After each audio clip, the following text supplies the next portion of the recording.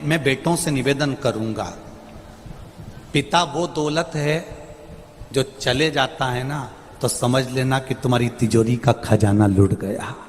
पिता वो दौलत है, पिता वो जायदाद है। अपने पिता को कभी यह मत बताने की कोशिश करना कि तुमसे ज्यादा विद्वान मैं हूं। अपने पिता को कभी यह बताने की कोशिश मत करना कि तुमसे अच्छी दुकान में चला लेता हूं। अपने पिता को कभी यह बताने का प्रयास मत करना कि तुमसे अच्छी नौकरी में कर रहा हूं। अपने पिता को यह कभी बताने का प्रयास मत करना कि तुम जितना नहीं कमाए उससे दुगना मैंने कमाकर गाड़ी खरीदी, बंगला खरीदा, ये बनाया, जेवर बनाया, ये करा, वो करा। अपने पिता को कभी ये मत बताना कि मैं जितना कर सकता हूं उतना तुमने नहीं करा, क्योंकि पिता की बराबरी तुम कभी नहीं कर सकते। क्योंकि पिता पिता होता है, उसने अपना पूरा जीवन जो कमाया वो तेरी विद्या में लगाया, जो कमाया तेरी पढ़ाई में लगाया, जो कमाया तुझे अव्वल बनाने में लगा दिया। खुद दुकान पर भूखा रह रहकर शुगर की बीमारी कर ली। टिफिन आता था, नहीं खाता था।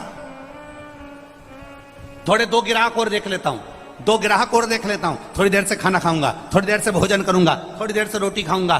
दो ग्राहक के चक्कर में मेरे बेटे की फीस जमा करना है। बाहर पढ़ने गया है, मुंबई पढ़ने गया है, पूना पढ़ने गया है, जयपुर पढ़ने गया है, कोटा पढ़ने गया है, जोधपुर गया है, मेरे बेटे की फीस जमा करना है। वो दो ग्राहक ज्यादा के चक्कर में भूखा रहता रहता रहता रहता बीपी और शुगर की बीमारी कर ली। उस पिता की होड़ मत करना जिसने अपने शरीर का एक एक रक्त केवल तेरी जिंदगी बनाने में लगा दिया। उस पिता के ऊपर तो तुझे गौरव उत्पन्न होना चाहिए।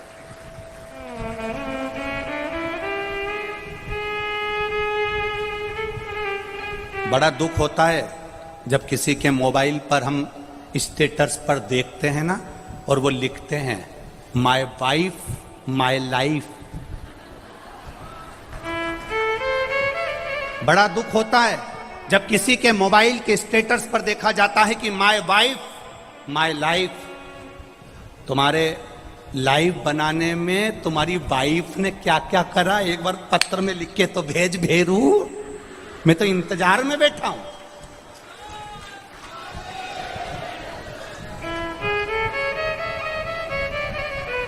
वाइफ तुम्हारी लाइफ नहीं बनाएगी, वाइफ तुम्हारे बच्चों की लाइफ बनाएगी, ये निश्चित है।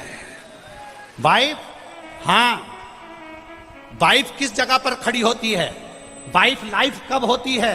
जब तुम बीमार पड़े हो, तकलीफ में हो, कष्ट में हो, कर्जे में लदालूम हो गए, दुख की घड़ी है और तुम्हारी पत्नी तुम्हारे सामने खड़ी होकर कह दे चिंता मत करना, कर्जा भी हो गया तो मरने की मत सोचना, बीमारी आ गई ना टेंशन मत लेना, मैं तुम्हारे साथ कदम से कदम मिलाकर चलूंगी, चिंता मत करना।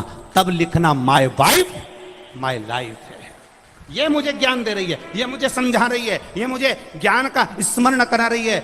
और नहीं तो अपने मोबाइल पर लिखना चाहिए my father my mother my life. मेरा पिता और मेरी माँ ही मेरी लाइफ है जिसने मेरी जिंदगी बनाई है।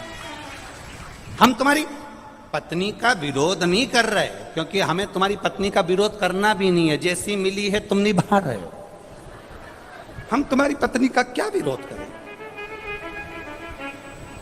हमारा इतना सा कहना है तुम्हारी पत्नी तुम्हारी दुख की घड़ी में सामने खड़ी हो, तुम्हारी पत्नी तुम्हारे दुख के समय पर तुम्हारे सामने खड़े होकर कह रही हो चिंता मत करो, कोई बात नहीं, पैसा नहीं है ना, अब की बार साड़ी नहीं लेंगे करवा चौथ पर, मेरे पास बहुत पड़ी है, जेवर पड़ा है, तुम चिंता मत करना। अगर दुख की घड़ी आ भी गई पूरा जेवर उठाकर दे दूंगी, तुम्हें कर्जे से मुक्त कर दूंगी, तुम चिंता मत करना, तुम चिंता मत करना।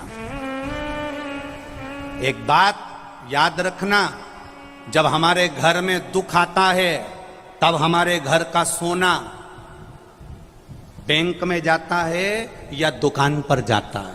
काय के लिए? गिरवे रखने के लिए या बिकने के लिए? बोलो सही है कि गलत है? एक बात याद रखना, जब हमारे घर में दुख आता है तब हमारे घर का सोना बैंक में जाता है या दुकान पर जाता है? काय के लिए? गिरवे रखने के लिए या बिकने के लिए? बोलो सही है कि गलत है? जब दुख आता है तब घर का सोना दुकान पर जाता है। जब दुख आता है घर का सोना सुनार की दुकान पर जाता है। सुनार को पूछता है तुम तो हमारे परिचित हो, ऐसा क्या तकलीफ आ गई जो इतना सारा भाभी का पूरा जेवर लिया है, तुम्हारी मम्मी का पूरा जेवर लिया है, क्या हो गया ऐसा? कहा साहब बहुत कर्जे में हूँ, बहुत दुख में हूँ, इसलिए घर का सोना जो तिजोरी में रखा होता था, अलमारी में पड़ा होता था, उसको मैं दुकान पर लेकर आया हूँ।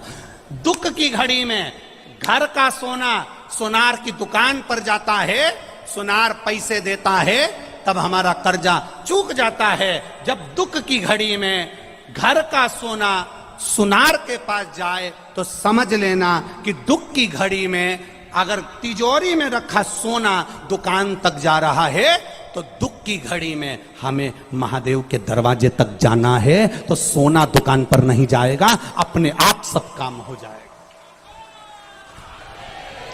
हम दुख की घड़ी में अपनी चैन, अपनी अंगूठी, अपनी मोबाइल, अपना पर्स गिरवे रखी आते हैं, पर हम दुख की घड़ी में महादेव के पास नहीं जाते हैं। बोलो सही है कि गलत है?